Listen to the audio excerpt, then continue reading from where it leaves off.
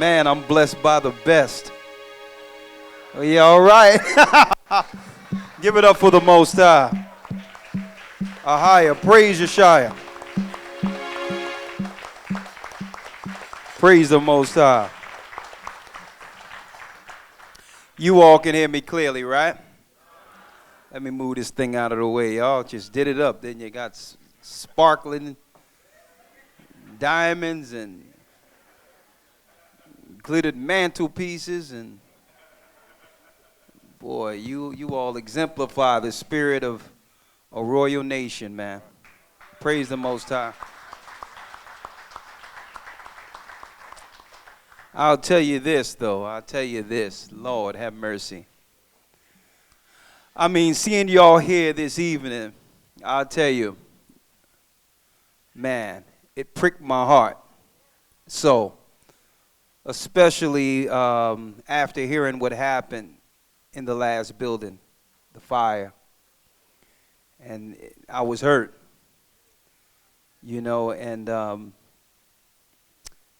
hey, we fought through. We got here. And y'all probably,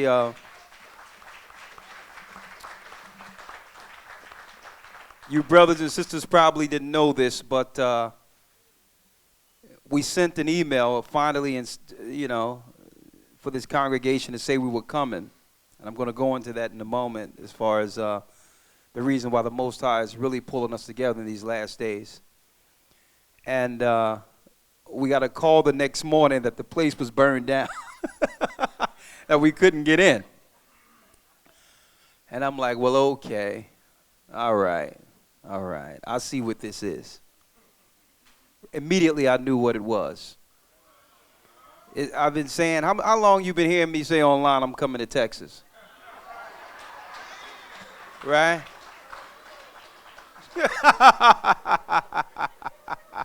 I'm like, okay. Oh, and let me tell you, I give all praise to the Most High for Bishop Azan. I mean, just give it up to the brother or the spirit.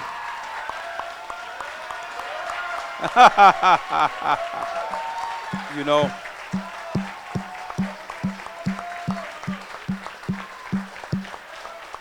you know what? It's not about being all boisterous and this, that, and the other. The Most High choose the meek. He choose those. That's strength. When I see the order, the respect, the love, the honor I feel amongst the brethren, I know that starts someplace. That starts with a strong foundation in Christ. And that I give all praise to the Most High for Bishop Azan. Let me tell you, I spoke to Azan. I'm like, yeah, Azan called. I just heard that there was a fire. He says, how did you find out so quick? I think James called someone.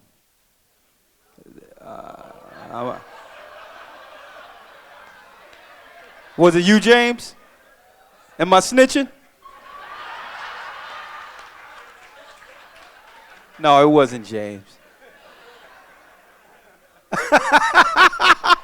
I'm messing with you, young man. Oh, my goodness. No, what happened was I heard it from some brethren that was in Houston, who was in connection with some brothers and sisters over here. And the word, you know how it is, social media, and it got to me immediately through a phone call. And, you know, it was like, Elder, did you know that there was a fire in Dallas? I'm like, I had no idea. And I called Azan, and that's how it happened. But speaking of you, James, man, you a silent giant, man. I didn't know you sing, man. Lord have mercy. Let me tell you, Dallas is filled with surprises, man. You know, you praise the Most High, and you know what? That humility that I would call a slave, a servant to the spirit of humility. And praising the Most High is is second to none. And I thank the Most High for you, this congregation, brothers and sisters.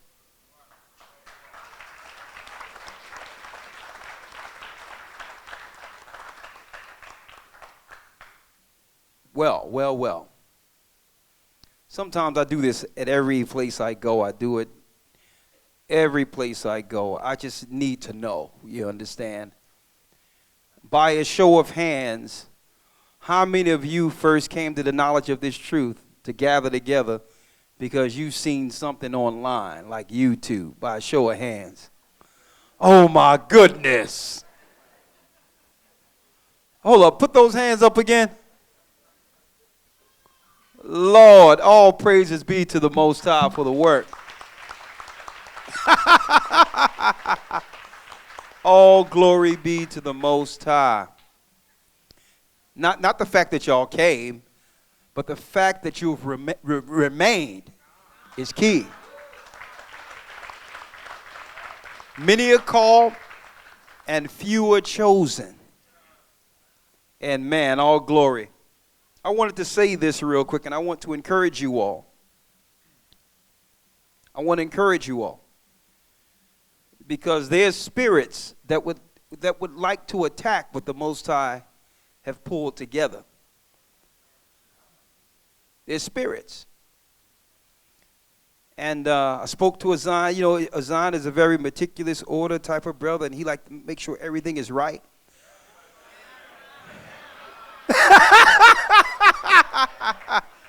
Right?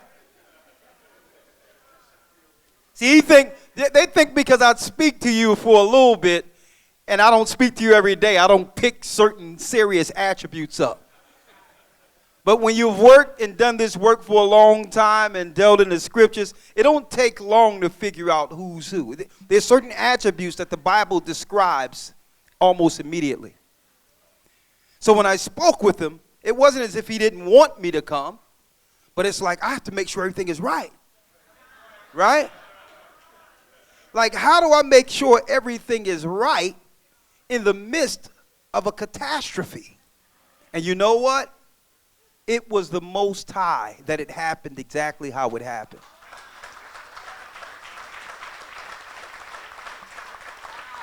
Why? Because he'll tell you I said quote unquote to him, verbatim. This makes me want to come quicker, brother. You know, he was saying, well, listen, Elder, I mean, we may have to put this off for 3 months. I'm like, you see what the devil just did? The same day I booked the trip there, I'm coming now. I'm coming, brother. What are you saying? You understand? I'm like, if we react to the attack, that means the spirit against us won. I'm like, brother, this is the time we fight through adversity. You understand? Whatever's coming, whatever I'm bringing, and whatever y'all have that must come together, Satan is working. He didn't want this moment, brothers and sisters. And I'm like, listen, I don't care about that. I'm coming, brother. I'm coming. Why? And I know how it is. I don't want to get too far into a diatribe, but let me tell you, brothers and sisters, I know how it is to fight through adversity. And when things come, what do I pull from? So many people ask, Elder, I don't know how you do it.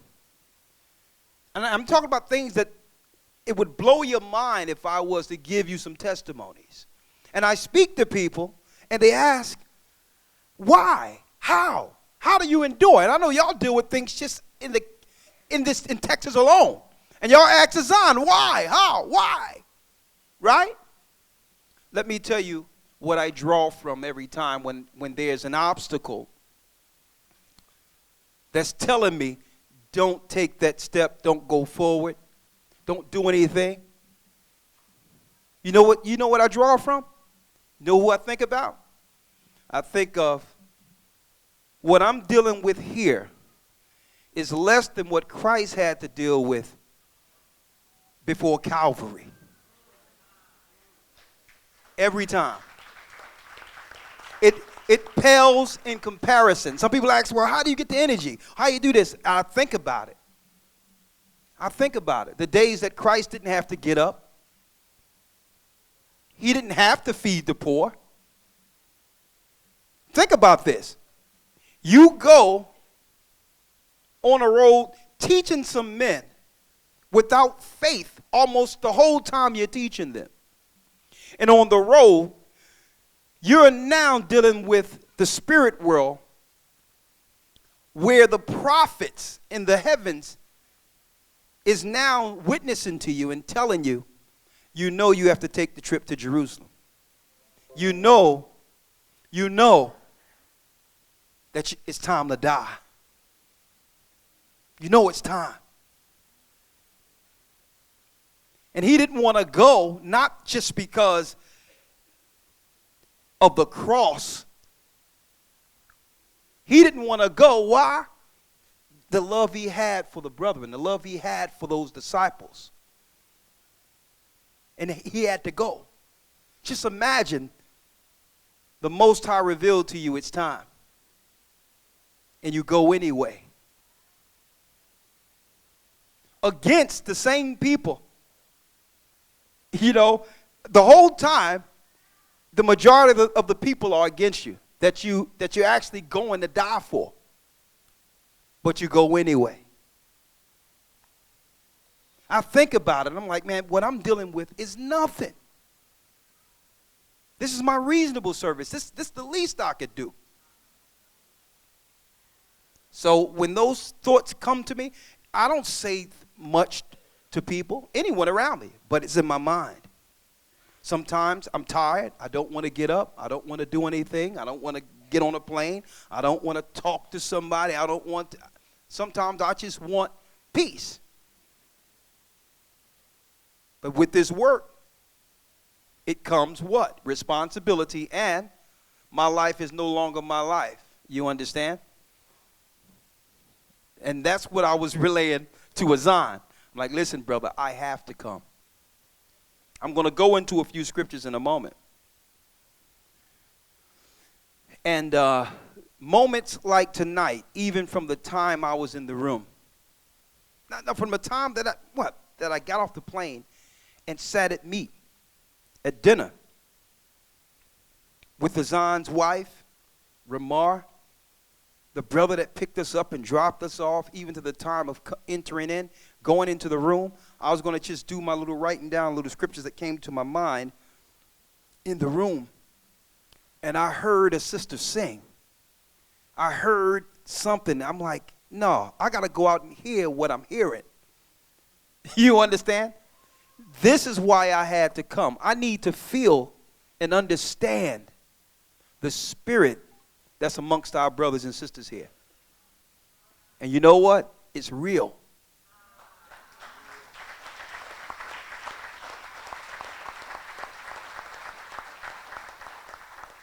It's real.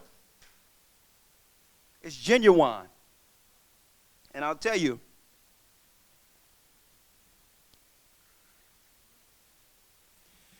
the enemy will look to devour, destroy, take down, and to steal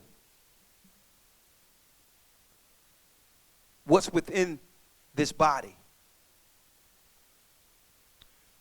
And it's even it's even more confirmed in the spirit that I must be here. Let me tell you something, brothers and sisters. We only have a few years, and I'm being liberal. We only have a few years before everything that y'all heard on the streets, that y'all heard perpetually, continually, goes down here. And it's what we have amongst each other. The relationships that we develop now. It's those relationships and how we care for one another that will carry us through this, brothers and sisters. Let me tell you something here. Straight out.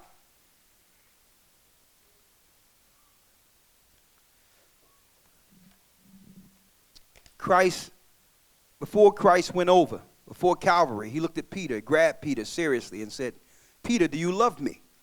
He says, you know I love you, Lord. Why do you keep asking me? I love you. He says, well, if you love me, feed my flock. He says, do you love me? Lord, you know, why you keep asking me? Feed my sheep. Do you love me? He says, you know I love you, Lord. If you love me, love my people. Feed my sheep. And I said, you know what? I told Azan, I'm like, listen, it's going to come a time where all of the congregations, all of us, I'm going to need to know you. You're going to need to know me. I'm not no person just on a screen doing YouTube videos. I'm a servant of the Lord. I need to know my people. You understand? And I know that it's important that you all know that we should what? Labor and know each other. How can I love you without knowing you? It's an impossibility. It's one thing to come to feast, one thing to do this and come together for get-togethers, but it's another thing to really, really know the brothers and sisters that we are actually tasked by the Most High to lead out of this. And there's a lot of leaders still amongst you all. So the Spirit, the Most High, compelled us, made us, and fight through all adversity to get to you. Why? We only got a couple of more years before things are sealed here. And another thing is we're organizing everything, brothers and sisters. I'm going to go into that organization pretty much at the end of this. You understand? But first, I want to read a few scriptures, if you don't mind. Let's go to John 13 real quick.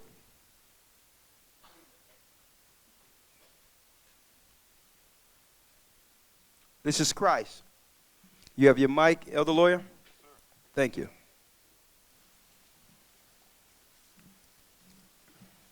I want to speak about this first. I'm going to go over a few scriptures.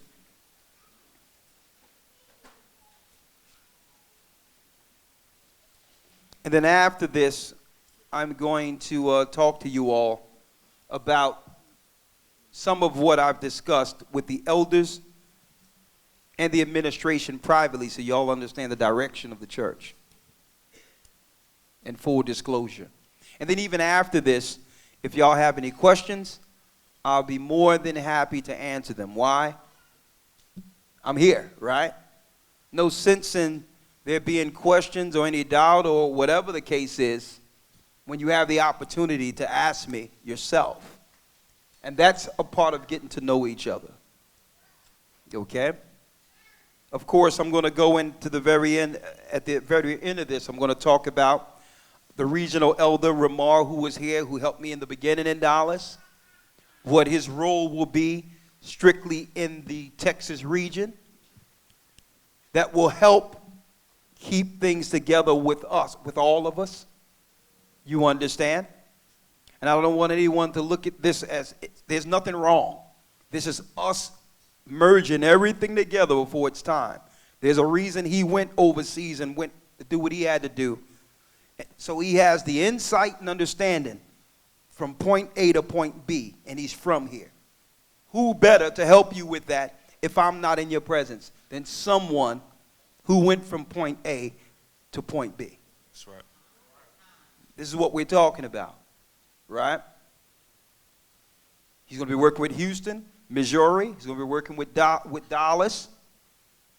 All of that. And we're going to use the flock that's here, the tightness, the family, what we see here. This is a testimony before the Most High of unity.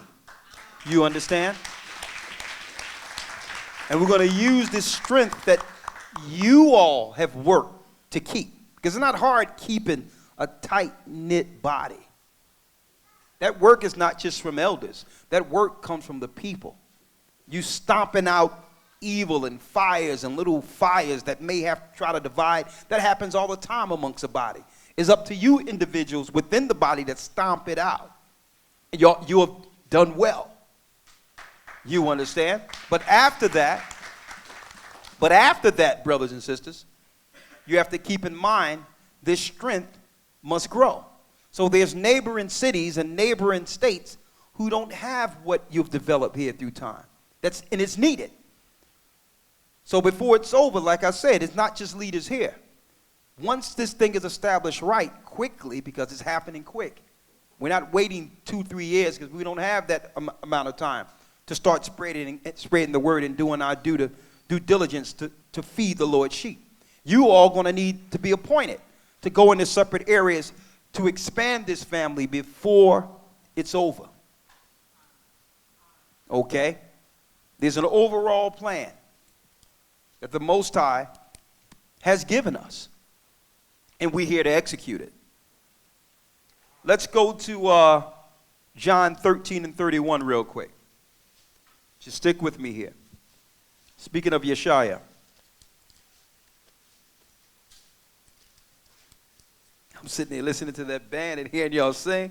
I mean, we got this new headquarters. I'm like, man, I don't want to covet what is our neighbors, but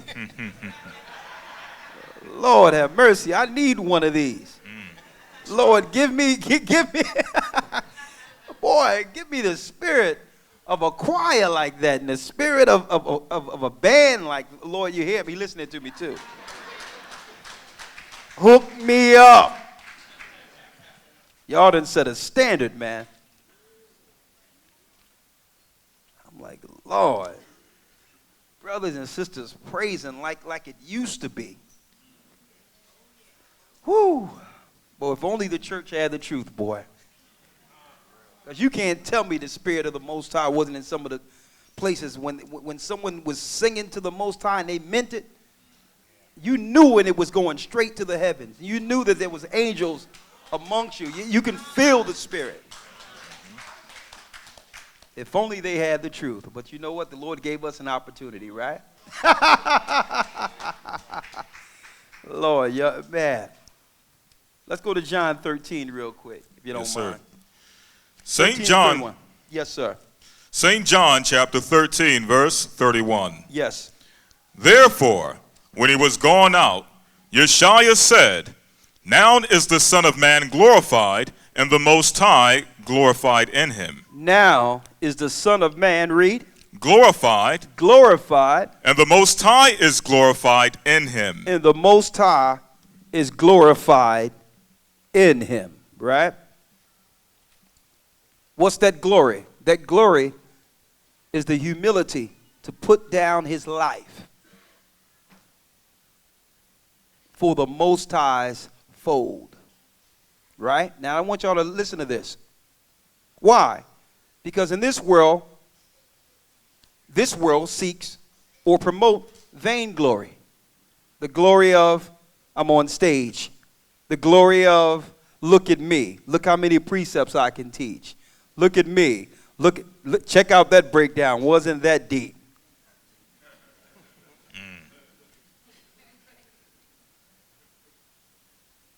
I'm like anyone looking at it that way. It's okay to give credit sometimes, but that's some level of carnality. Who can glory in dying? Who can glory in the uncomely parts of the ministry? Listen to this. Read. Verse 32. If the Most High be glorified in him, the Most High also shall also glorify him in himself, and shall straightway glorify him. Come on. Little children, yet a little while I am with you. Yet a little while I'm with you. Come on. Ye shall seek me, and as I said unto the Jews, whither I go, ye cannot come. Come on. So now I say to you. He says, I'm about to go. I'm about to leave. Now imagine this. You've seen this man give sight to the blind. You've seen him raise the dead. You've seen him walk on water. You've seen him with fish, few fish and a few loaves, feed a multitude. Some people ask, well, how did he do that with the fish? Well, he did spread it out. It was in soup form, but everyone ate. Right? Come on. Verse 34. A new commandment I give unto you. He says, I'm going to give you a new commandment. Right? Now, we've already heard the commandments written of in the Old Testament with Moses. So these are Jews, Israelites, who know the law. I'm going to give you a new commandment. So this was a commandment that was greater than all the commandments given to Moses. What? What was that commandment? That ye love one another, as Hold. How is that a new commandment when all through the Old Testament the Most High say, love thy neighbor? Here's the new commandment. Read it. That ye love one another, as I have loved you. Israel never loved each other like Christ loved us. It never happened. That was a new commandment. Israel never loved each other like Christ loved us. And the disciples bear witness to this. That's how they knew it was a new commandment. They were Israelites. They knew the law, but they never knew love like the love they received through Christ. They never understood it. They were following the law through vain repetition. That's a new commandment. To have real love, genuine love for God's people. And when you have this love, it supersedes any small, petty thing that Satan may come with, or vices he may try to utilize to stop this prophecy of Israel being one. His church, his remnant being one. Like him and his father was one. That's a new commandment. Read. A new commandment I give unto you, that ye love one another as I have loved you. Come on. That ye also love one another. Come on. By this shall all men know that ye are my disciples. This is how the whole world will know ye are the disciples of Christ. They'll see you and know there's something different. You're not just an Israelite. You're mine. You're the Father's. Not by how many precepts you know or how well you can teach, but how you treat one another. This is how the world will know that you are the children of truth. Read. By this shall all men know that ye are my disciples, if ye have love one to another. Come on. Verse 36. Simon Peter said unto him, Lord, whither goest thou? Yeshua answered him, Whither I go, thou canst not follow me now. He says, you can't follow me this way. You've been following me since the beginning. You cast down your nets, all of you, and followed me. You can't follow me where I'm going. It's time for you to utilize everything I've given you, everything I've taught you. You can't go where I'm going. Now, the reality of Christ dying was so far from their minds at this time because, like I've mentioned earlier, all the greatness that was witnessed. Okay? There's no way mere man can kill a man that have the power to bring people to life. He laid down his own life.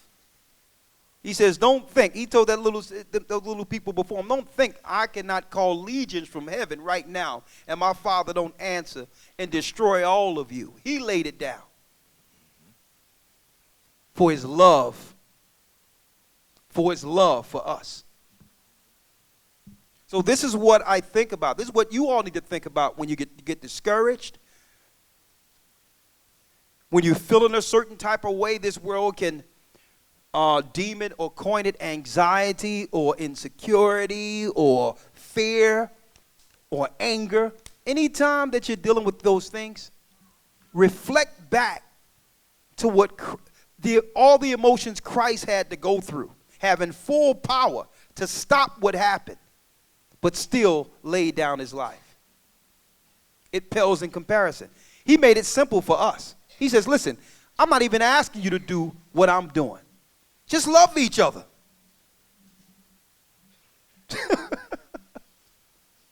Just love each other. Real genuine love. Read. Verse 36. Simon Peter said unto him, Lord, whither goest thou? Where you going? Yeshua answered him, Whither I go, thou canst not follow me now, but thou shalt follow me afterwards. Peter said unto him, He says, but thou shalt follow me afterwards. Which is a whole nother level. Because why? See if y'all picking this up. Once he go, the Holy Spirit was going to come on them. And they would understand everything that they didn't understand up until this point. That's when the real following of Christ began with the disciples, because they just had to sit back and see him do everything. Everything was following him. But now, okay, you're going to follow me afterwards, because you're going to be guided by a spirit that can only happen after I go, after I'm gone. And once he passed, everything came clear. Sometimes the way it is, a testator is not understood, and their words is not created until after death. And a lot of us go through this on a lower level. We may take each other for granted in life, but then when you no longer have access to that person, you start remembering some of the things they told you. That's right. And how significant it was. The things they left behind for you. You start looking and grasping for those moments. Right? And you remember what they've meant to you. Because you didn't have to think about it while they were living. Why? They was always with you. But when someone is gone from you that you've loved, you reflect back, and some thoughts you were able to recall that you thought wasn't even in you, that you thought didn't exist, that you forgot. It's consecrated through death. That's when the testator becomes the testator. That's right. Through death. He says, you're going to follow me afterward. And I'm going to tell you, it was these moments that began Christ's ministry. I mean, with the disciples. And I'm going to tell you, it was that ministry in this moment, believe it or not, that created the gathering of Christ's church. And I'm going to tell you that right now. That Israelites and being Israelites was just a segue into understanding what this truth is all about. And it's going to take that love through that same Holy Spirit to guide us out of this together. There can be no variances, no doubts, no fighting, no division, no hatred, anything amongst us to get through this.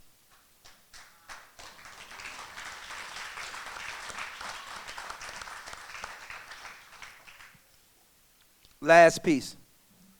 35th verse, go on. Yes, sir. Verse 35. No, 36, yes. 36. Simon Peter said unto him, Lord, whither goest thou? Yeshua answered him, Whither I go, thou canst not follow me now, but thou shalt follow me afterwards. Come on. Verse 37. Peter said unto him, Lord, why cannot I follow thee now? I will lay down my life for thy sake. Come on. Verse 38. Yeshua answered him, Wilt thou lay down thy life for my sake? Verily, verily, I say unto thee, the cock shall not crow till thou hast denied me thrice. Now he knew Peter would have to deny him. It wasn't Peter's time to die. But he had to. Do me a favor.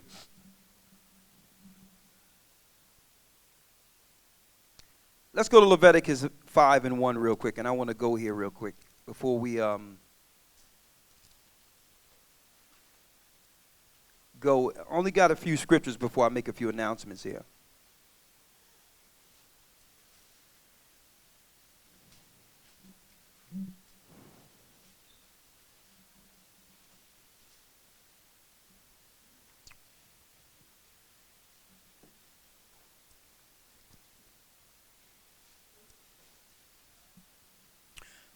Read Leviticus 5:1. I want to pull this out real quick.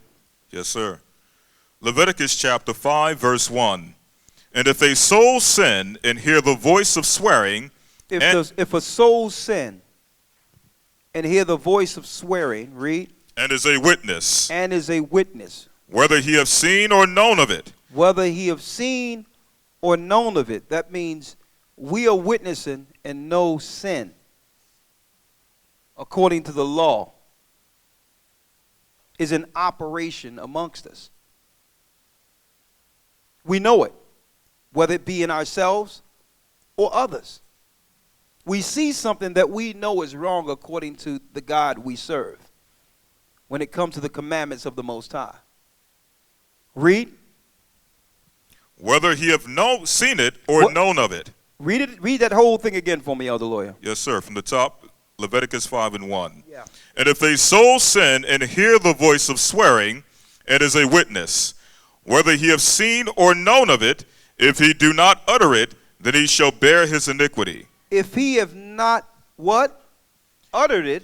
Then he shall bear his iniquity. He shall bear the same sin of the person that sinned. He or she. Now, why am I bringing that out?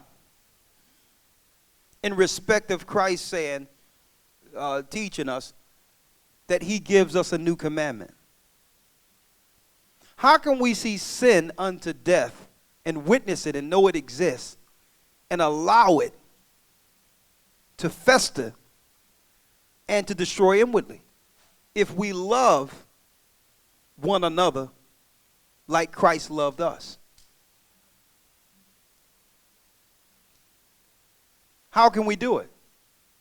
And I'm saying this is because, and I'm glad I don't have to deal with this here, but there's so many places we have to build from the ground up. Because brothers and sisters will sit back and see something wrong with a person who's dealing with another doctrine, another spirit, an adverse spirit, and excuse it because why? It's not my business. Or, I felt that I shouldn't have said anything because, this person said, please, this between you and me. And it turned into something where we would have to build it from the beginning. That's something that we thought was small. I'm going to tell you, one thing I've learned about the Spirit of Christ. When you read these epistles, these gospels, you would notice that Christ is checking these disciples over and over and over again. He's rebuking them. He even told the man in which he even instilled his doctrine and said that, listen, on you, based on your faith, I'm going to build my church. He looked Peter in the eyes and said, Satan, get behind me. Can you imagine a brother or a sister looking at a brother saying, Satan, what are you doing? Can you imagine the fight, the counsel, the offense? And I'm not saying call anyone Satan. I'm not saying do that. Because I see people think that they pin. Okay, I'm definitely going to hit them with this Satan thing. No. He's not saying that. I'm not saying that. What I'm saying is he rebuked them regularly because why? He loved them. He wasn't going to sit there and let something that was going to destroy his work, knowing the importance of these men. He wasn't going to allow that sin to fester in them, whatever that was, that would do what? Become a cancer and spread before the ministry had an opportunity. So he had to check them every time. If we love each other, it's up to us to rid the body of sin. We can't wait. I'm not saying tell on people and this. No. It's the things we excuse and think it'll go away. And Satan doesn't work that way. He only need a crack. He only need a moment. He only need to be ignored for a second.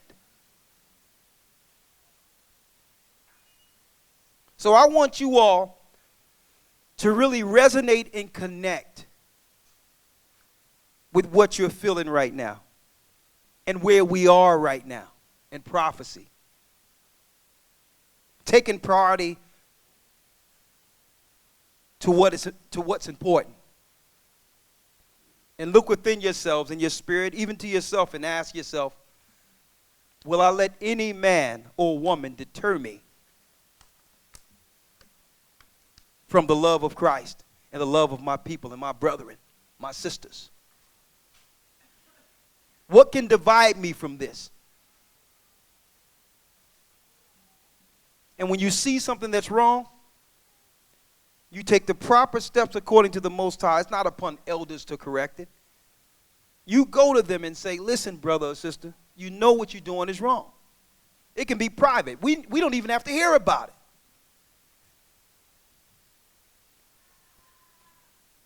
And help each other. If we see someone that's fallen, that's weak, we restore the one, y'all know the scriptures, in the spirit of meekness, considering thyself, lest thou also be tempted.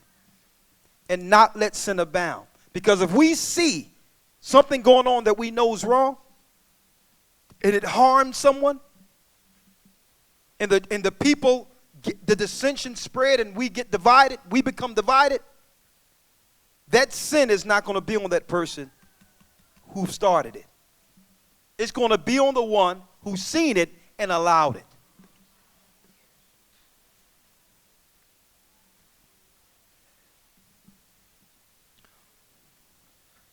I'm just saying, it's upon us to keep this spirit. It's a blessing to see through adversity brothers and sisters singing and praising the Most High as if their building didn't catch on fire. You understand? So you stay encouraged. Stay encouraged, because when there's hard times and tough times, and I see some hard times and everyone panicking and all that, I'm like, yo, Ramar, give me that team that was in Dallas. You understand? I need some people who know what adversity is, but then they get together and what? Nothing wrong. Why? It tell you in Acts 7:48, what house can you build me? The Most High dwell not in temples made with hands. You're the church, not the building, folks. You're the church. We're not going to let no little something stop this. And I said, I told his son, I'm like, listen, brother, you know a place find a place we're praising the Most High. He says, Elder, we only got 2 days. We're praising the Most High this week and next week. And you know what? He called me back. He texted me. It's on. I'm like, there you go.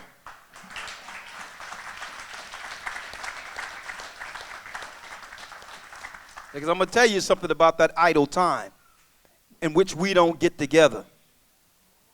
Man, this is our constant reminder from one Sabbath to the next, all the way to the kingdom. Us gathering, sometimes this keeps us from ourselves. You understand?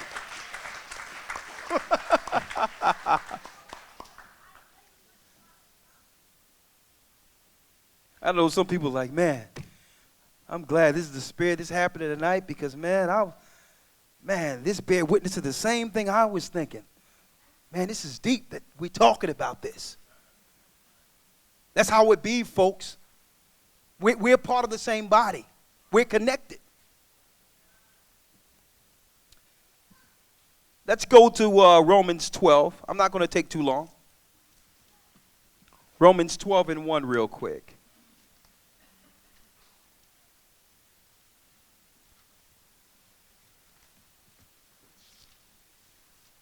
Before we go to Romans 12, since I'm still on Christ, before I get to the epistles real quick, I only got a few scriptures. I don't have a long thing today because I need to talk to y'all about a few things. Let's go to Mark 4:33 real quick. An example of fighting through adversity. You know what? I laugh. Like I was in the car looking at this scripture, and every time I read this story, I laugh. I crack up. You wouldn't believe some of the things I've gone through, brothers and sisters, throughout the world. It pales in comparison to Christ and the disciples. It way pales into comparison. But I've seen people in panic mode and things where most people would have said, nah, I didn't sign up for this. And I'm the same way all the way through. Like, listen, it's going to be what the Lord wanted to be. When you have no more control, you got to give it all the way over, right? To the Most High and be like, listen, watch his power.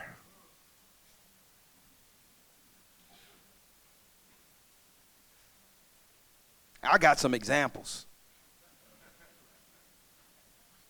I have just one example. My wife was giving an example the other night. I'm talking about Middle East. Bus. 3 a.m. Riding from the tongue of Egypt into the desert with total darkness on a bus between there and where the pyramids are, 3, 4 in the morning. The bus stops, total darkness. Armed guys, suits and military, camouflage, all gets out. Speaking in another language. Knocks on the door and open it up, and everyone is getting their luggage and bringing it out. And we're the only black people there. Everyone's scared, everyone looking. I'm not scared at all. I'm looking around, I'm like, this is interesting. Interesting. Wasn't shaken, wasn't afraid. I'm like, listen, because the Lord is about to take me somewhere. Wherever he take me, I'm ready. Maybe this is the only way I get there. Right?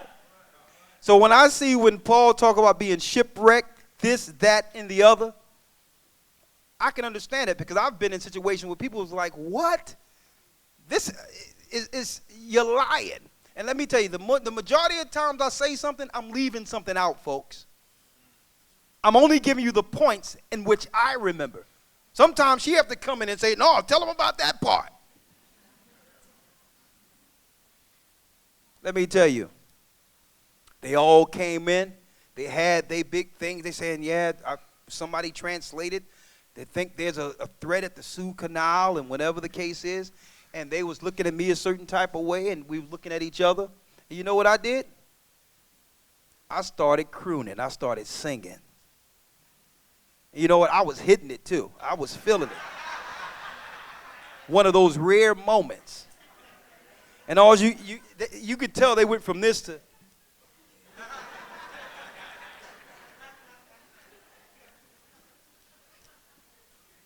I got back on the bus. And they were checking different passports and all that. And then we were sitting there, and right before they got to mine, and I was about to renew it like a week from now, the bus jerked like this. And they just said, well, okay, no, they're going. Got off the bus and said, y'all can go. Rolled out. And I went to sleep.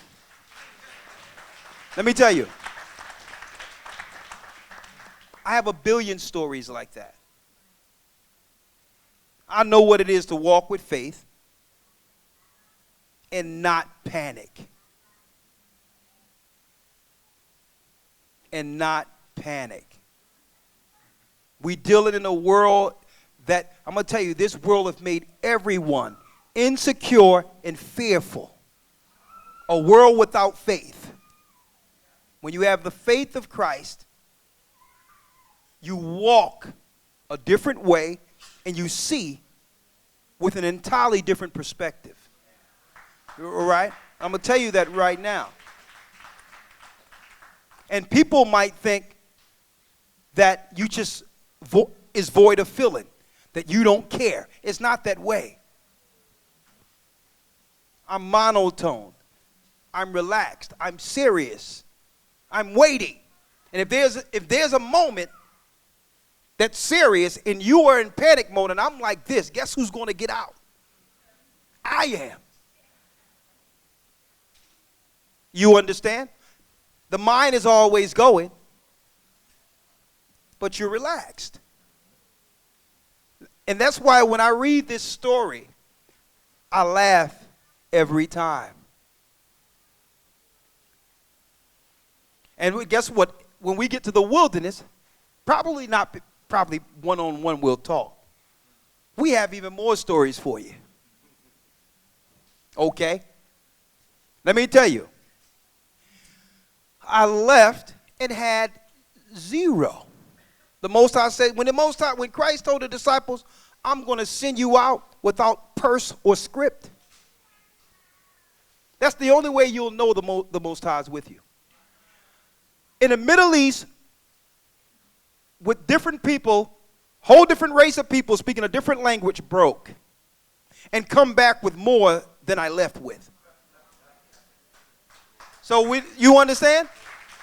So when he says, I know what faith is. So when I hear people look at me and say, well, I just need to know, how are we going to take care of ourselves? How am I going to actually, is there jobs out there? And I'm looking. You know, it's interesting to hear. I'm like, so you want to free yourself to serve someplace else? Nothing wrong with working. But I learned something. The greatest workers or the greatest people or those who can accomplish things, guess where the majority of work is being done? Up here. It's up here. Someone that have faith and spiritual intelligence guided by the Most High have less busy work and more thinking work. I'm going to tell you that right now. Because why? They're making sure when they do something, it's sufficient and it's been thought out. It don't take 8 hours for that. You understand? The real people that are really benefiting from the jobs are those that thought of the company you're working in. I'm going to let you ponder on that for a moment. That's what they had to think about. Where you're working. That's why I laugh every time I read this story. Let's read it. It puts a smile on my face. America, Babylon has taught us to walk faithless and still have us believe that we believe.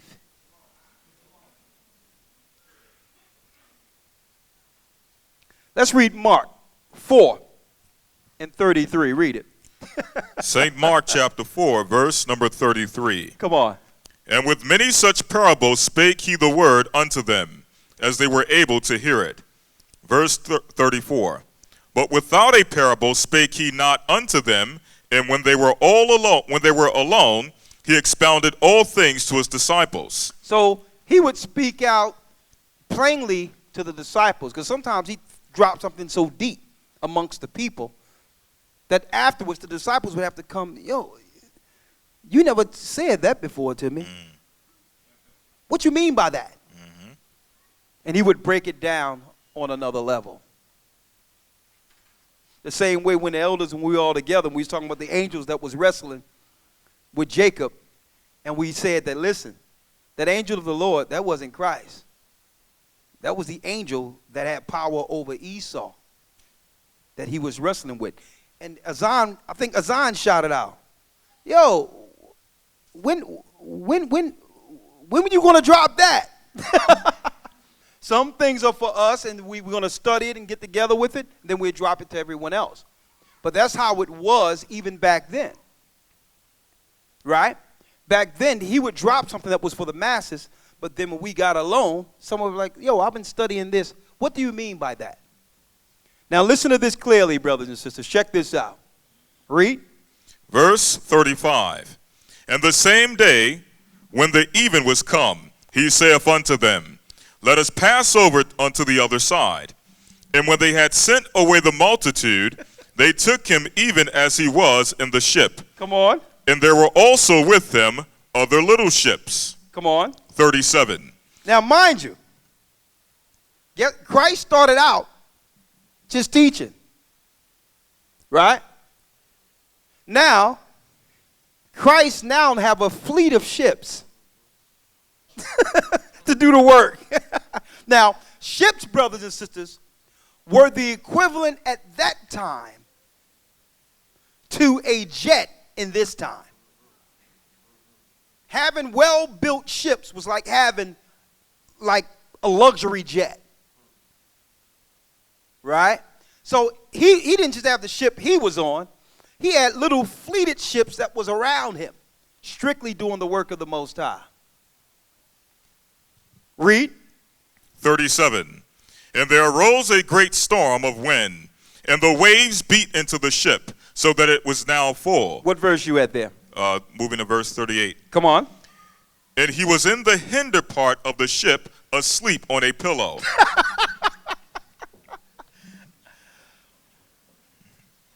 Now, I didn't heard some serious storms to a degree, especially being out in the east and traveling other places. I have heard storms made me believe, well, hold up, man. Is this Noah's time again? I've been in some storms. I know y'all have had some storms over here. Right? And where's Christ during this storm? He's where? If there was a problem, he would have known it was a problem. But everyone else is running around and trying to bail the hatch, and one guy's holding something. Oh, we're going to die out here. Ship tilting. One dude probably running and screaming, ah, over here. And he's like this. He's asleep.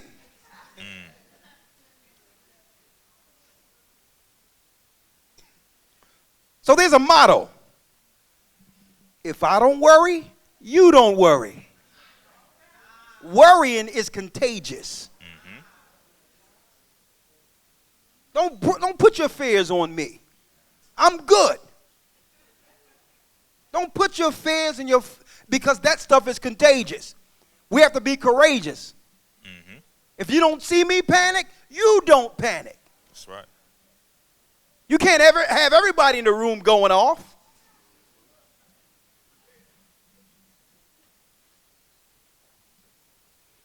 I done seen people, I done had some email, I done read email, don't y'all laugh. I don't know what's wrong with this guy. Listen, you out somewhere else, and you just left us to die here. La, la, la, la, la. I'm like, what? People panicking. Well, you just man. It's the Most High who said we need to go. You gonna leave us here? People panic, and I'm like, listen, I'm the fearful and the faint-hearted will not see the kingdom of heaven. You can't panic.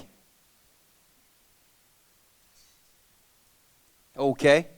You can't panic. If you believe in the Most High and you fear the Most High, and if you really have Christ in you, you have to really, brothers and sisters, utilize that spirit. I'm going to show you.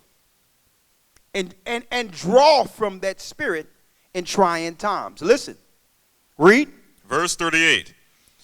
And he was in the hinder part of the ship. Come on. Asleep on a pillow. Yeah. And they awake him and say unto him, Master, carest thou not that we perish? Don't you care? We're dying out here. Don't you care about us? Read. 39. And he arose and rebuked the wind and said unto the sea, Peace. He said, peace.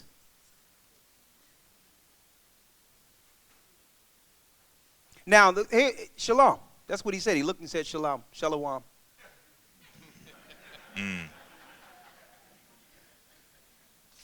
Now, was there an issue? Yes, there was an issue. That's right. But was there an issue? You know what they were supposed to have done? I'm going to lay down right next to this guy.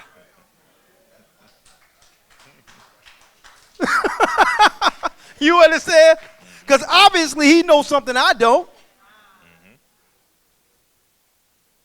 But then you get another person, I don't know, what's up with this Christ guy? You see what's going on? And he sleep. Right, right. We dying out here. Isn't he the one with all this power? But listen, I don't know what y'all talking about when it come to this. Do y'all see where I'm getting at here? We got to stop panicking. Check this out. What Christ said here. Listen, read. Verse 39. Yeah. And he arose and rebuked the wind and said unto the sea, Peace, be still. Shalom, be still. Read. And the wind ceased, and there was a great calm. There was a great calm. Read. And he said unto them, Why are ye so fearful? Why are you so fearful? Read. How is it that ye have no faith? How is it that you have no what? No faith. No faith. We say we believe, but when it's time to exercise it, we do what? We panic. We drop the ball. We claim, well, I'm standing on Christ. But when the moment comes that you have to exercise that, we become carnal. I don't know about you. I'm going to save myself. We just become carnal.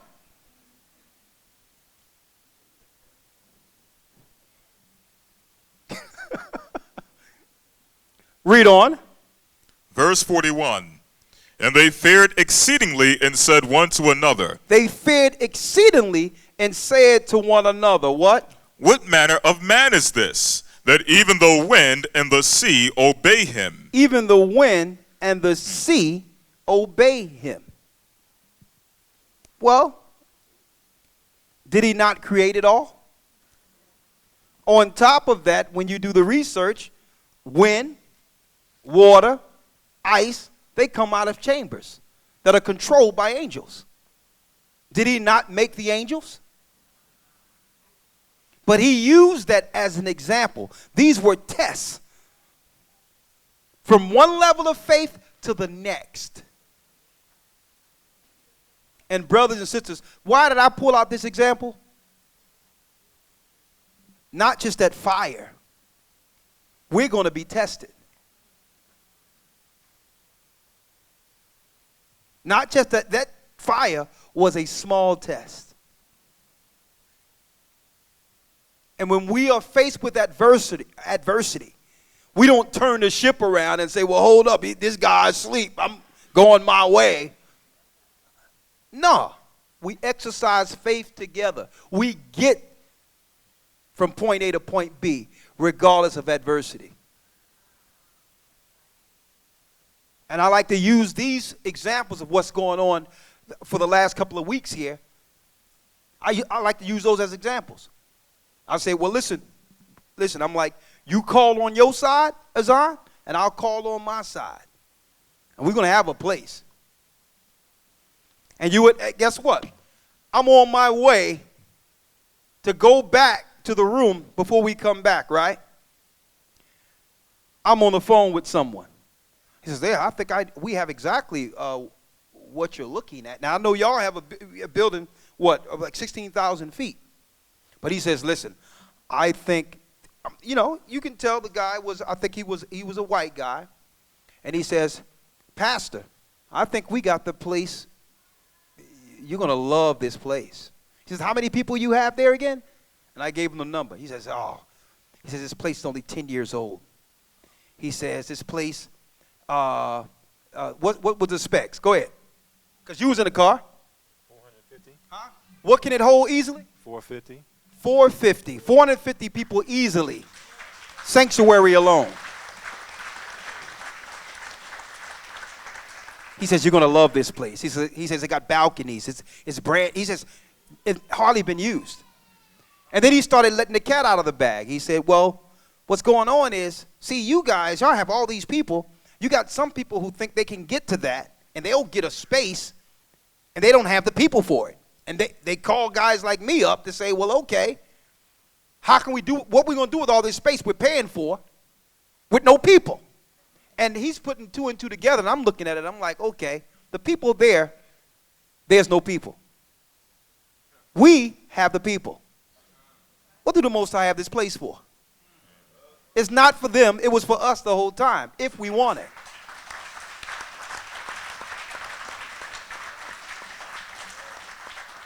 So I was supposed to fly out, early, Monday or something? Mm-hmm. I'm like, you know what? He says, I'm like, can I see it tomorrow? Because I have to go to Houston tomorrow. He says, well, I don't think I can squeeze you in for tomorrow, but Monday, 10 a.m.? I'm like, you know what? I know I have to fly back, but I don't care. I'm like, let's rebook these flights. Sir, I want to see this place 10 a.m. Monday. So I'll go to Houston, I'll come back, then I'll fly out. Because why? We're in this together, brothers and sisters.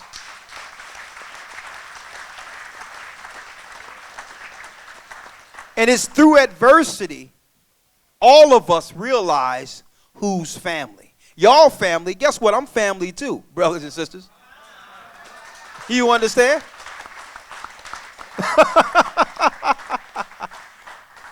You understand? Let's go to James, the first chapter, real quick.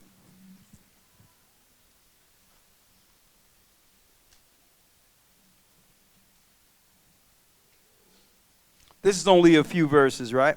We're going to flow right through it. Verse. Start the first verse. Come on. Yes, sir. The book of James, chapter 1, verse 1. Let's go. James, a servant of the Most High Ahia and of the Lord Yeshua Mashiach, to the 12 tribes which are scattered abroad, greeting. My brethren, count it all joy when ye fall into diverse temptations, knowing this, that the trying of your faith worketh patience. Come on. But let patience have her perfect work. Let patience have her perfect work.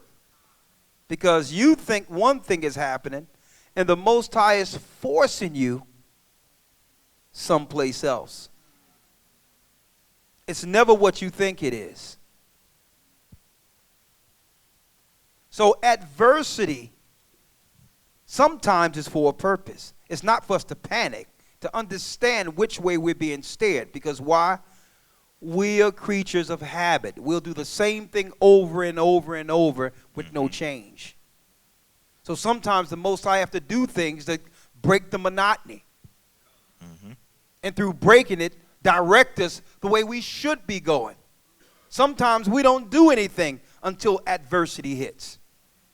Being creatures of habit. And that's one thing I just don't like about Babylon. It perpetuates that behavior. When you're on the outside of Babylon, you got to work or you're not going to eat. You got to actually put your mind to work. But when things are given to you, it puts you in what? A docile habit state. Hope you all are following me here. So sometimes the Most High sends adversity and say, okay, I'm going to force the direction that you've been praying for. You're not going to like how you get there, but you've been praying for this. But right now, your habits won't allow you to see the true direction. So let me bring adversity. Let me try you. Read. Verse 4. But let patience have her perfect work. Come on. That ye may be perfect and entire, wanting nothing. And what? That ye may be perfect. That you may be perfect. And entire, wanting nothing. Wanting nothing. Read. Verse 5. If any of you lack wisdom. If any of you lack wisdom. Let him ask of the Most High that giveth to all men liberally. Let him panic. Let him ask the Most High that giveth to all men liberally. Come on. And upbraideth not, and it shall be given him. But let him ask in faith, nothing wavering. Let him ask in faith, nothing wavering. I had to show that example of faith on that ship. Know when you're speaking to the Most High, you're speaking to the Most High. And know that he's listening.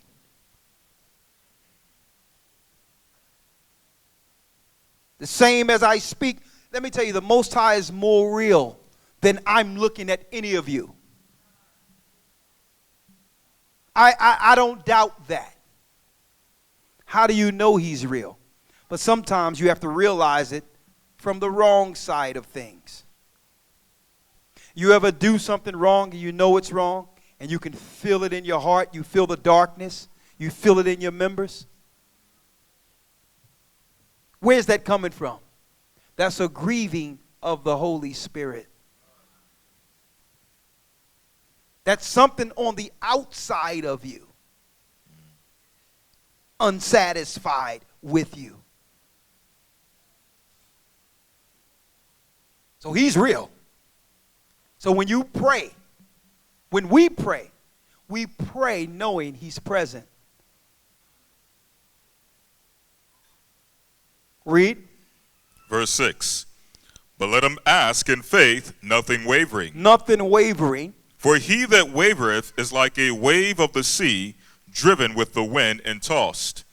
For let not that man think that he shall receive anything of the Most High. If you're asking of the Most High in doubt,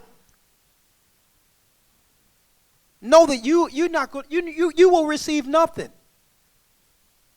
Well, I've been praying. You know what? Sometimes I sit there and I don't want to laugh at situations. But you know how it is with family members and you talking to them? Yeah, brother, I've been praying that the Lord would help me stop smoking cigarettes. And take this from me. Like, you don't understand how this prayer thing works, right? You have to stop sinning. You have to stop doing what you're doing, then pray to the Most High. Nothing wavering, brothers and sisters. Read. Verse 8. A double-minded man is unstable in all his ways. Exactly. I've been waiting too long. I got to make something happen. Unstable. Read. Verse 9. Let the brother of low degree rejoice in he that is exalted. Come on. But the rich in he that is made low. because as the flower of the grass he shall pass away. Come on. For the sun is no sooner risen but a burning heat, with a burning heat, but it withereth the grass, and the flower thereof falleth, and the grass of the fashion of it perisheth. So also shall the rich man fade away in his ways. Go on. Blessed is the man that endureth temptation. Blessed is the man that endureth temptation. That temptation also falls into what? Adversity. Things that try your faith. Read. For when he is tried, he shall receive the crown of life, which the Lord hath promised to them that love him. Read. Let no man say when he is tempted, I am tempted of the Most High. And that's talking about tempted to do evil right here. It's going into evil now. An example I can give now when it comes to the temptation that's evil, where someone say, well, I did this because. Well, brother, the Bible says this. I know, but I did this because. And they'll try to find another way to excuse the evil. Read. Let no man say when he is tempted, I am tempted of the Most High. The Most High had me do this wrong. Or, I hate this. You probably heard me say this a million times. It was a misunderstanding. That's. I thought you said that. Okay, my bad. Nothing but carnage behind him through this misunderstanding, him or her. Read. Let no man say when he is tempted, I am tempted of the Most High. For the Most High cannot be tempted with evil. Come on. Neither tempteth he any man. But every man is tempted when he is drawn away of his own lust. Come on. And enticed. And enticed. Read. Then when lust hath conceived. Then what they wanted conceived. They can see, okay, opportunity. It bringeth forth sin. It bringeth forth sin. They had an objective. An overall objective. Read. And sin, when it is finished, bringeth forth death. Do not err, my brethren. Do not err, my brethren. Verse 17. Every good gift and every perfect gift is from above. Come on. And cometh down from the Father of lights, with whom is no variableness, neither shadow of turning. Come on. Of his own That will. means when it comes from the Most High, there's no carnage. There's no destruction. There's no evil, what you would call effect from it. You understand?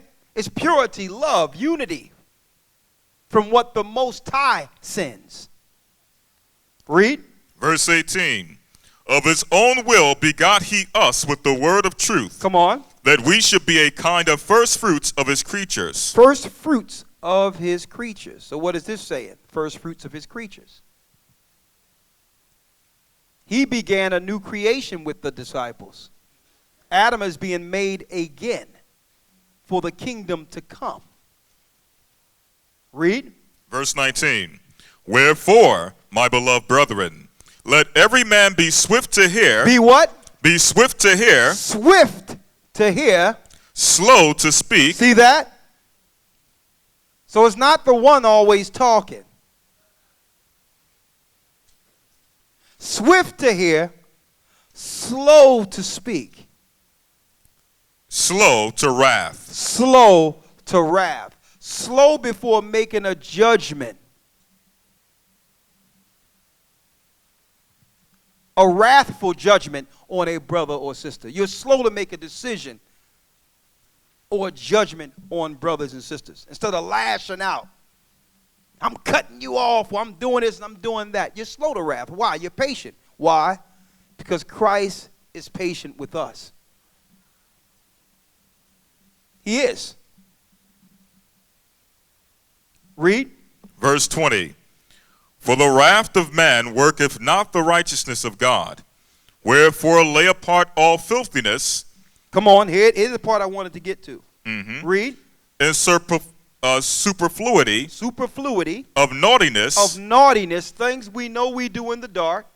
And receive with meekness the engrafted word, which is able to save your souls. Come on. But be ye doers of the word. Be ye what? But be ye doers of the word. Be ye doers of the word. And not hearers only. And not hearers only. Deceiving your own selves. Come on. For if any man be a hearer of the word, and not a doer, he is like unto a man beholding his natural face in a glass. Going nowhere. Read. For he beholdeth himself, and goeth his way, and straightway forgetteth what manner of man he was. But whosoever looketh into the perfect law of liberty, and when it says forgetteth the man he was, sometimes we forget the man or the woman we ask the Most High to cleanse and forgive. We forget we were that person.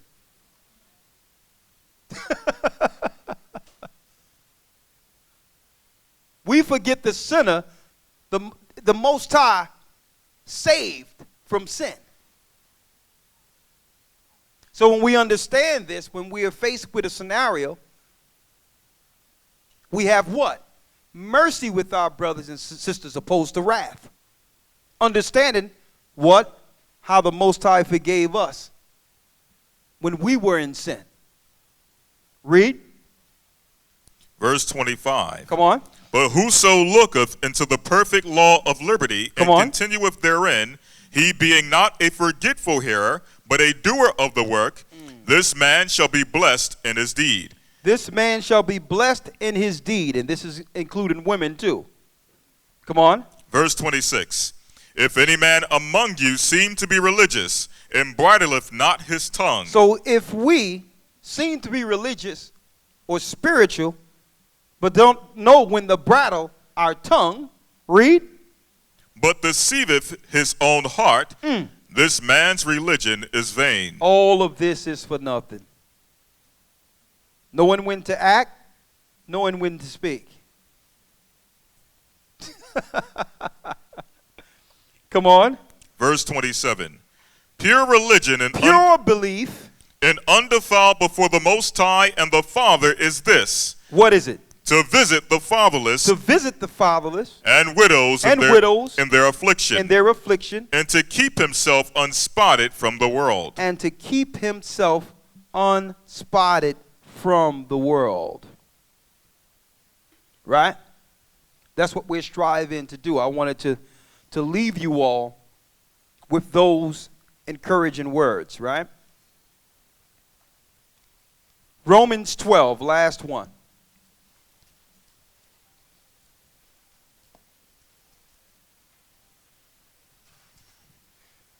Romans, the 12th chapter.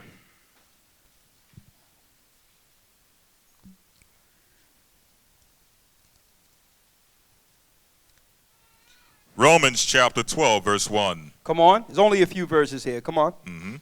I beseech you, therefore, brethren, by the mercies of the Most High, that ye present your bodies a living sacrifice. A what? A living sacrifice. Holy, acceptable unto the Most High, which is your reasonable service. This is what we were called for. All of us. Read. Verse 2. And be not conformed to this world, but be ye transformed by the renewing of your mind. Come on. That ye may prove what is that good and acceptable and perfect will of God. For I say, through the grace given unto me, to every man that is among you, not to think of himself more highly than he ought to think, but to think soberly, according as the Most High have dealt to every man the measure of faith. Come on. For as we have one members in one body, or we have members in one body, and all members have not the same office, so we being many are one body in Christ, and everyone members of one another. Come on. Verse 6. Having then gifts differing according to the grace that is given to us, whether prophecy, let us prophesy according to the proportion of faith. Or ministry, let us wait on our ministering. Or he that teacheth, on teaching. Or he that exhorteth, on exhortation. He that giveth, let him do it with simplicity. He that ruleth, with diligence. It says, he that giveth, let him do it with simplicity. And he that ruleth, with diligence. See? Read.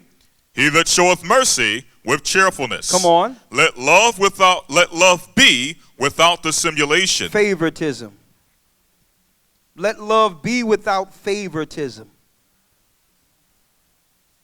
Do you love me, Christ? You know I love you. You know I love you. Well, I'm going to give you another commandment. Here's another commandment. Love each other like I've shown love to you. Moses didn't teach you that one. You didn't get that. You had to witness that. You had to learn what real love was. Let love be without dissimulation, without favoritism. I say it all the time, brothers and sisters. And some people sometimes get mad at me because of this. Why? Let me tell you examples. Some people think they can come amongst the body, amongst the work, and bribe their way into a position. Think because you're something in the world, or you got something, or, yeah, I was this, and I got bank accounts, and I got that. Right. Listen, there's no front row seats for the rich in the gathering of Christ Church.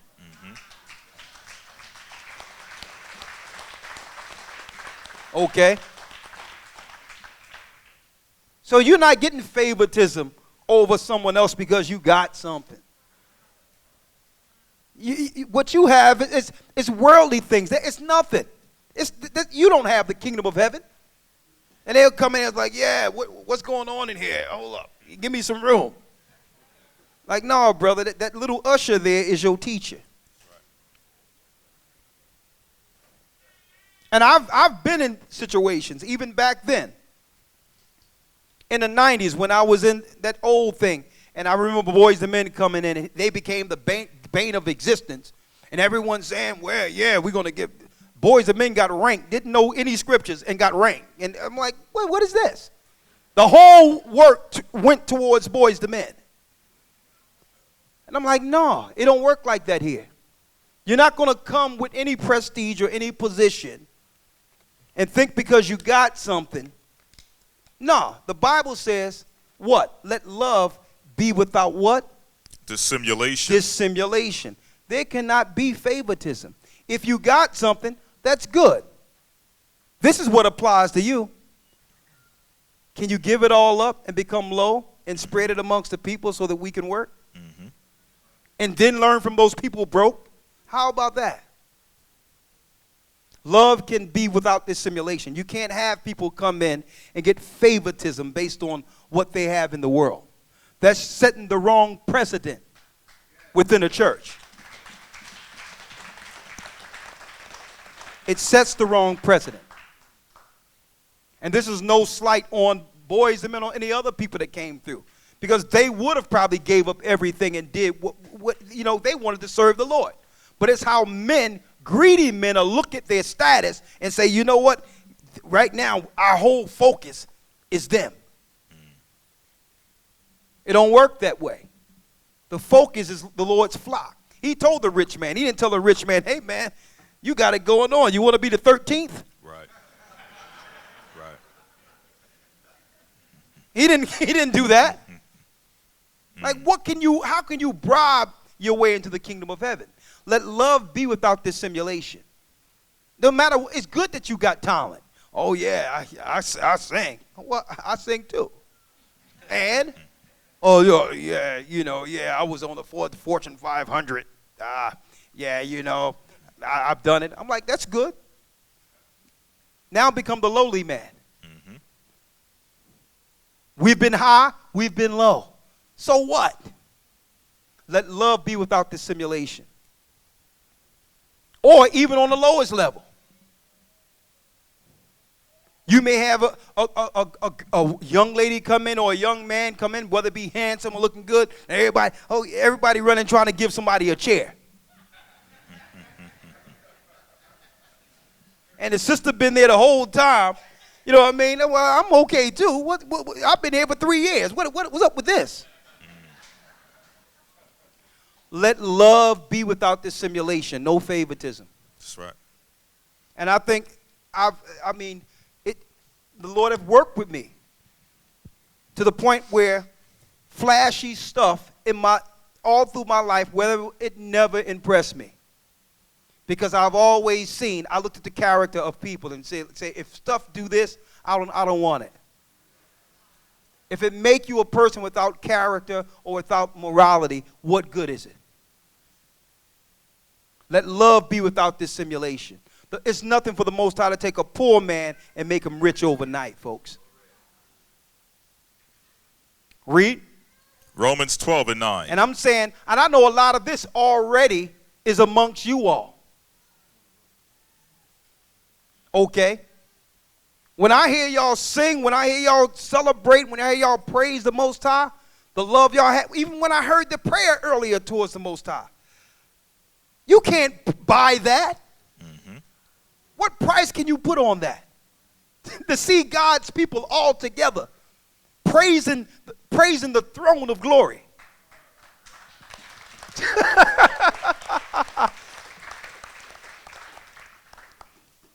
Read on. Romans 12:9. Let love be without dissimulation. Without favoritism. Abhor that which is evil. Hate that which is evil. Cleave to that which is good. Cleave to that which is good.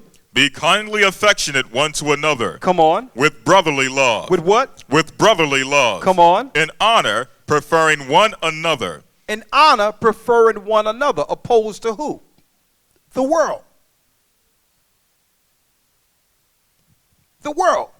It's not that I don't do anything for my family in the world, but I'll tell you what. I'm going to service those in Christ first. I prefer my brothers and sisters that's in this war with me. Because why? This walk isn't easy. Because this walk starts with being rejected by the same people who claim to love you. It starts with that.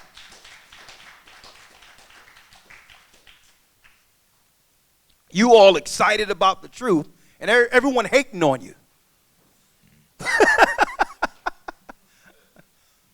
It starts with rejection. So I prefer my brothers and sisters because they know what I've gone through.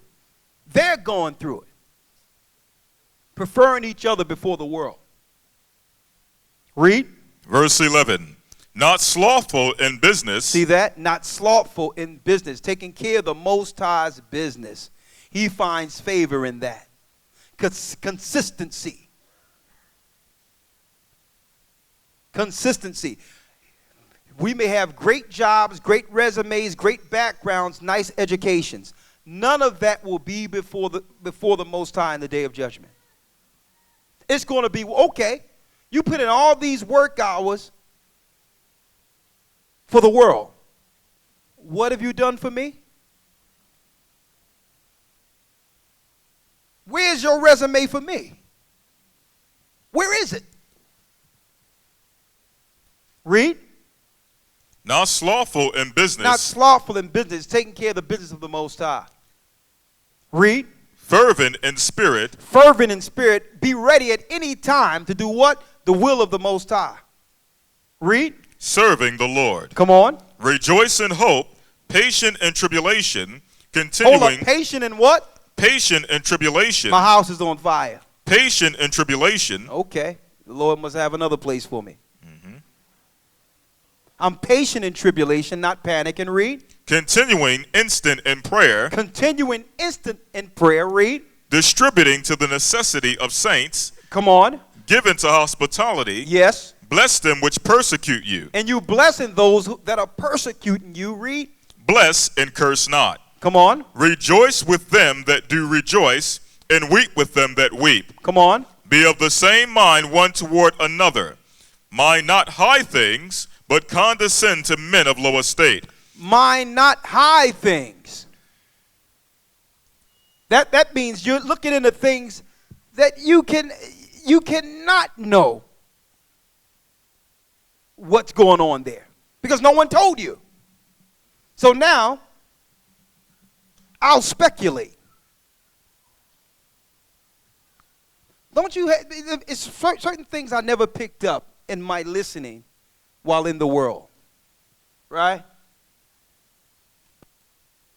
One thing this is a pet peeve of mine also. when you're talking to someone and they say, well, are you saying this? You would probably never recognize that term until I'm saying it tonight. But you're going to start picking it up and understanding what that means in the future when someone asks, well, are you saying? Why are they saying that? Because they have drawn a conclusion. Listen, if I was saying that, you wouldn't have to ask that. Okay? I speak directly. If there's something I want to say and it's right, my yay going to be yay, my nay going to be nay, and you're not going to have to speculate. So don't ask me, well, are you getting to this? Are you saying that? No. Are you concluding that? So that means this also goes into trying to search out things that's not there. It's no conspiracy. I've seen people that, I done seen stuff where people are like, man, yeah, boy, the Gathering of Christ Church, man, they dropping some serious things, man, but you know, I got to see what their angle is. Right? Listen, it is what it is. I get up, I pray, I teach. There's no angle. Like there is some people on this earth that believe in the Bible, who trust in the Most High and are doing the work. We can't search out things that are too high for thee or speculate things, right? We wait until the Most High presents it. Like a lot of things, I don't have enough time, but I'm going to discuss a few things tonight that probably y'all wanted to always know. But y'all were patient enough to wait for this time. And it says, search not out things that are too high for thee. Don't speculate when it comes to brothers and sisters or anyone. If it's sin, you can point to it as sin. And it's not sin until it's sin. No speculating. Y'all with me there? Read. Verse 17. Recompense to no man evil for evil. Provide things honest in the sight of all men. Come on. If it be possible, as much as life in you, live peaceably with all men. Live peaceably with all men. And it's not just talking about black people or Hebrews. As much life within you, be at peace with everyone. That's a real man or woman of the Most High.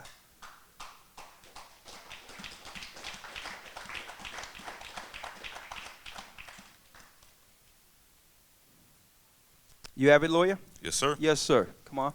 Verse 19. Dearly beloved, avenge not yourselves, but rather give place unto wrath. For it is avenge not yourselves. Don't do something because you claim someone did something to you. You have to give place for wrath. Why? Can you judge a moment or a scenario better than the Most High? You got to give place so that he can step in. It's his correction that's going to correct that person the way it's needed. But if you step in and do it, Lord's like, okay, all right, I don't have to step in. Let's see what changed there.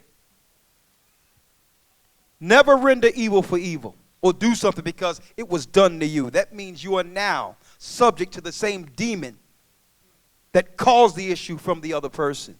You're now subjected to the same spirit. You are captive by reacting. That's how they get in. They agitate, and then you react. Oh, I'm getting in. I'm in. Host. That's how it works. Read. Dearly beloved, avenge not yourselves, but rather give place unto wrath. Come on. For it is written, vengeance is mine. I will repay, saith the Lord. Therefore, if thine enemy hunger, feed him. If he thirst, give him drink. Look at that. Look at that.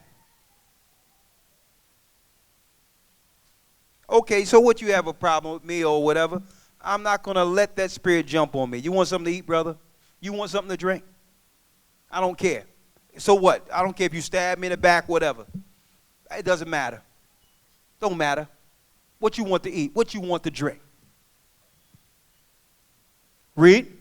Therefore, if thine enemy hunger, feed him. Come on. If he thirst, give him drink. Come on. For in doing so, thou shalt Hold heap. up, brother. If you do that, you soft. For in doing so, thou shalt heap coals of fire upon his head. You soft, brother. For you in- soft. For in doing so, thou shalt heap coals of fire on his head. Because an enemy is asking, I hate him. I hate her. Why are they doing this? Don't they know I hate them? But then, what? It becomes a teaching moment. Mm-hmm. You know what? This is what Christ did for me. This is what I'm witnessing. He did this for me. It'll heap burns of coals on their head because a regular worldly person would have retaliated. But you still did what?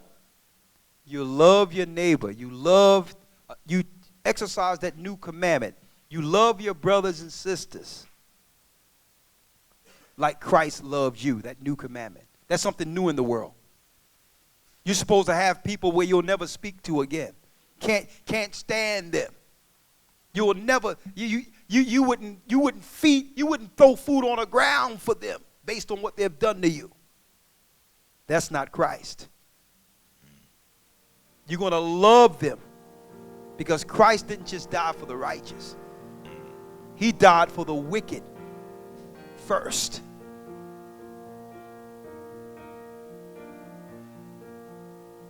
I mean, they was punching him. They stomped him. He's crawling.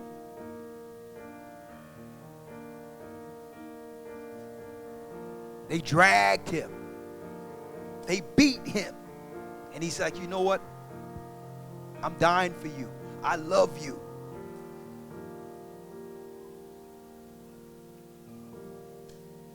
Man, that's a deep, deep spirit. A deep example. Read on. Verse 21. Be not overcome of evil, Be not overcome with evil. Read. but overcome evil with good. But overcome evil with good. Now let me make some announcements here.